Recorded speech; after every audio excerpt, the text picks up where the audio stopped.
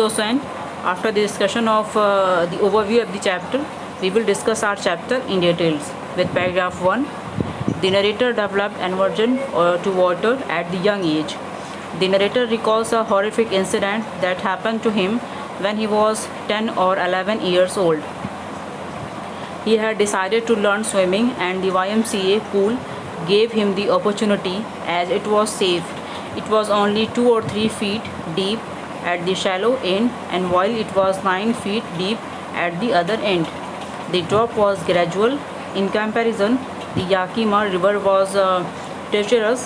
The narrator's mother continually warned him against it. She kept reminding him about the details of each drowning incident in the river. The narrator developed an aversion to water at the age of 3 or 4 when his father took him to a beach in California. The wave knocked him down and swept over him. He was buried in water and was breathless. He was terrorized by the strong force of the waves, but his father had only laughed. So Sven, आपको पता है कि जो story है ये author की autobiographical account है. इस स्टोरी में वो बात कर रहे हैं कि किस तरह से he developed a fear of water और कैसे उन्होंने इससे मूव ऑन किया. ओके, जब ऑथर 10 या 11 साल के थे तब उन्होंने डिसाइड किया कि वो स्विमिंग लर्न करेंगे. Okay, at YMCA pool in Yakima. वो बताते हैं कि उन्हें पानी से हमेशा ही डर लगता था, और इस डर का रीज़न ये था कि एक बार जब वो 3 या 4 साल के थे तो वो अपने फादर के साथ कैलिफोर्निया बीच पर गए थे और वहाँ पर वो वेव्स के नीचे दब गए थे. ठीक, इतना बड़ा वेव था कि वो नीचे उसके दब गए. उनके लिए सांस लेना भी मुश्किल था. एंड तब उनके माइंड में वाटर को लेके फियर बैठ गया था.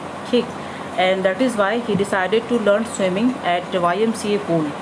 और उनकी मम्मी जो है, जब इन्होंने डिसाइड किया कि वो इतनी हॉरिफिक इंसिडेंट हो चुका है, इसके बाद भी वो स्विमिंग करना चाहते हैं, तो इनकी मम्मी जो है वो लगातार इनको वार्न कर रही थी, समझा रही थी कि उनको समझाती थी कि कितनी इंसिडेंट इस रिवर में हो चुका है. मीन्स वो वार्न कर रही थी कि उनका बच्चा जो है किसी भी तरह से किसी परेशानी में ना इन्वॉल्व हो जाए, क्योंकि वो ऑलमोस्ट इस वाटर में एकदम से दब ही गए थे.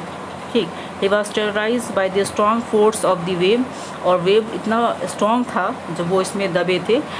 But his father had only laughed. लेकिन इनकी सिचुएशन को देख के एंड इनकी वीकनेस को देख के इनके फादर जो है सिर्फ इन पे हंस रहे थे.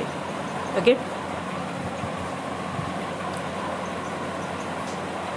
The introduction to the pool revived the narrator's unpleasant memories and stirred his childhood fears. Still, he tried to learn swimming by imitating the other boys. He was just beginning to feel at ease in the water when a mishap occurred. He went to the pool one day and found that no one else was there. He was timid about going in alone. So he sat on the side of the pool to wait for others. And अभी इनमें इतना डर था swimming का कि वो हमेशा सोचते थे कि कोई ना कोई उनके साथ रहे. वो अकेले जाने का जोखिम नहीं उठाना चाहते थे. वो अकेले बिल्कुल नहीं जाना चाहते थे पानी में.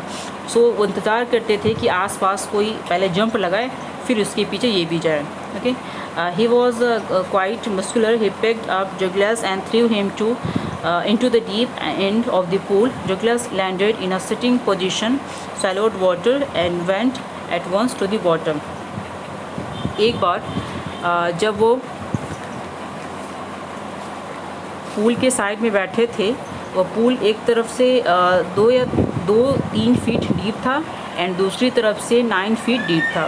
एंड तब एक 18 साल का लड़का जो कि बहुत ही थोड़ा शरारती था, ठीक है, थोड़ा सा परेशान करने वाला वो लड़का था, वो इनको उठाकर पूल के डीप में पूल का जो डीप एंड था ना उसमें ले जाके इनको गिरा देता है. एंड अब ऑथर की हालत और ज़्यादा ख़राब है. ऑथर को कुछ समझ में नहीं आता है कि वो क्या करे.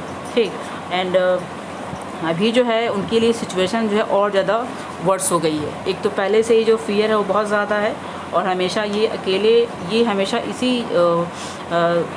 इसी थिंकिंग में रहते थे कि पहले कोई आए फिर उनके साथ साथ ये भी पानी में जंप लगाएं, ठीक है। और ये जो शरारती लड़का था वो आया एंड इनको उठा करके जो डीप एंड में, जो पूल का जो डीप एंड था उसमें फेंक दिया। The narrator was frightened, but not frightened out of his mind.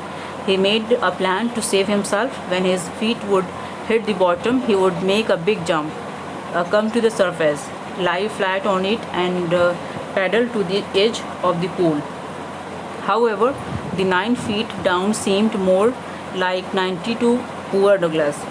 ठीक, अब जो है ऑथर बहुत ज़्यादा घबरा गए, बहुत ज़्यादा फ्राइटेन हो गए हैं, लेकिन फिर भी वो ये डिसाइड करते हैं कि वो कुछ भी करके अपने आप को इस परेशानी से, इस ट्रबल से अपने आप को बाहर निकालेंगे। यानी कि वो पानी में हाथ पैर मारते हैं, इधर उधर मूव ऑन करते हैं कि किसी भी तरीके से वो पानी से बाहर आ जाएं। वो पानी के अंदर खूब कोशिश करते हैं कि लेकिन उनके सारे जो एफ़र्ट्स थे ना वो गोज़ इन वे। फिर वो डिसाइड करते हैं कि जब उनके पैर टाइल्स से टच करेंगे स्विमिंग पूल की, वो अपने आप को ऊपर पुश करेंगे ताकि वो कॉल्ड की तरफ ऊपर की तरफ सरफेस पर आ जाए। लेकिन वह जब ये ट्राई करते हैं, उन्हें नहीं पता होता है कि वो पानी से बाहर अभी भी वो नहीं निकल पा रहे हैं। ठीक, वो अपनी पूरी कोशिश तो जारी रख रहे हैं, मीन्स वो पूरी कोशिश कर रहे हैं, हाथ पैर मार रहे हैं पानी के अंदर, बट नीचे वो बार बार सारी कोशिशों के बाद भी वो वापस से नीचे ही चले जा रहे हैं। बिग जंप लगाते हैं, हाथ पैर मारते हैं, लेकिन वो पानी में अंदर जो गिरते ही जा रहे हैं और दैट्स वाई उनको सफोकेटिंग भी हो रही है। वो अभी ठीक से सांस भी नहीं ले पा रहे हैं, उनको घुटन हो रहा है पानी के अंदर। He was totally out of breath when his feet touch the bottom. And अपनी कोशिशों को जारी करते हुए जब वो जब इनका पैर जो है वो पूल में जो पूल का जो बॉटम है जब उसको टच करता है तो इनको अभी सांस में लेने में परेशानी हो रही है। Still with all his strength he made a spring upwards. बहुत सारी स्ट्रेंथ लगाने के बाद कोशिशें जारी रखने के बाद भी अभी भी इनको सक्सेस नहीं मिल रही है। इट मीन्स कि वो पानी से बाहर नहीं आ पा रहे हैं। He came up slower than he had thought. और जितना वो कोशिश करते थे उससे थोड़ा ही उनको सक्सेस मिल पा रहा था। ही ओपनड हिज आइज़ एंड सा नथिंग बट वाटर। एंड जब वो अपनी आँखें खोलते थे तो सिर्फ पानी ही पानी हर तरफ नज़र आता था, पानी के अलावा कुछ नहीं। He started to panic. अब ऑब्वियसली बात है कि ऑलमोस्ट उनकी जान जो है ख़तरे में है, तो वो बहुत परेशान है। फिर भी स्टिल वो अपना जो ट्रायल है वो कंटिन्यू कर रहे हैं। वो डर नहीं रहे, डर तो पूरा हाई लेवल का है, इसमें कोई वो नहीं है, बट वो अपनी कोशिश कर रहे हैं। बट सक्सेस ना मिलने पे वो थोड़ा सा पैनिक हो गए। Douglas was suffocating and try to yell but no sound came out.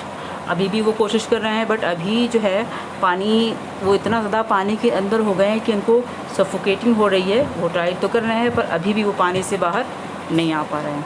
Okay, so sent this is the expression of half part of the chapter.